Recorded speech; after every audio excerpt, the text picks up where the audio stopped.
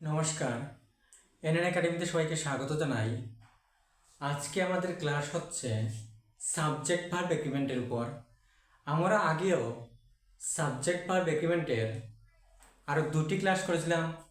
আজ আমাদের subject verb এগ্রিমেন্টের তৃতীয় ক্লাস। আজকের ক্লাসে একটি গুরুত্বপূর্ণ নিয়ম আমরা দেখব, সেটি হলো বাক্যে যদি each of the, either of the, neither of the এবং many এ থাকে, তবে তার পরের নাউন বা প্রোনাউনটি প্লুরাল হলেও ভার্বটি সবসময় সিঙ্গুলার হবে। অর্থাৎ যে বাক্যে বা সেন্টেন্সে each of the, either of the, neither of the এবং many এ থাকে, তার পরের নাউন বা প্রোনাউনটি যদি প্লুরাল হয় তবে ভার্বটি সবসময় সিঙ্গুলার হবে। যেমন neither of the options dash correct। এখানে অপশনস এস যুক্ত আছে, এটি প্লুরাল, কিন্তু নাইদার অফ দ্য থাকার কারণে সেটি ভার্বটি হবে সিঙ্গুলার। যেমন এখানে অপশন দেওয়া আছে A number are, B number is, C number were, D number have. তো আমাদের ভার্বটি সবসময় সিঙ্গুলার হবে, তাই সঠিক উত্তরটি হবে অপশন বি ইজ। আরেকটি কোয়েশ্চন হলো each of the boys dash clever. অপশনগুলি হলো আর, ওয়ার, ইজ, হ্যাভ। তো এখানে each of the তারপরে যে নাউনটি সেটি প্লুরাল হলেও ভার্বটি হবে সিঙ্গুলার, তো এখানে সঠিক উত্তরটি হবে অপশন সি ইজ। আরেকটি নিয়ম বা রুল হলো যখন দুটি সাবজেক্টকে with, together with, as well as, accompanied by ইত্যাদি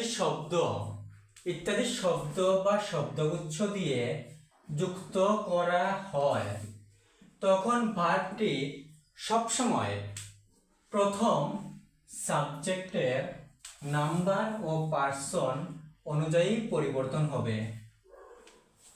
অর্থাৎ যে সাবজেক্ট, যখন দুটি subject with, together with, as well as অথবা অ্যাকম্পাইন্ড বাই ইত্যাদি শব্দ বা শব্দগুচ্ছ দ্বারা যুক্ত থাকে, তখন ভার্বটি সবসময় প্রথম সাবজেক্টের নাম্বার ও পার্সন অনুযায়ী পরিবর্তন হবে। যেমন the ships along with their cargo dash lost. এখানে দুটি সাবজেক্ট শিপস এবং কার্গো, দুটি সাবজেক্ট, কিন্তু অ্যালং উইথ শব্দ দ্বারা যুক্ত করা হয়েছে, তাই ভার্বটি, সুতরাং সাবজেক্টটি প্রথম সাবজেক্ট হিসেবে তার ভার্বটি বসবে। তো দ্য শিপস এটি হলো প্লুরাল সাবজেক্ট, তাই সঠিক উত্তরটি হবে, যেমন এখানে option A was, option B were, option C is, option D has. তো সাবজেক্টটি যেহেতু প্লুরাল, তাই আমাদের ভার্বটিও প্লুরাল হবে, সঠিক উত্তরটি হবে অপশন বি ওয়ার। আরেকটি প্রশ্ন হলো I accompanied by my friends dash going to start a new project. এখানে মাই ফ্রেন্ডস একটি সাবজেক্ট এবং আই হলো আরেকটি সাবজেক্ট, তাই আই এর সঠিক উত্তরটি হবে এম।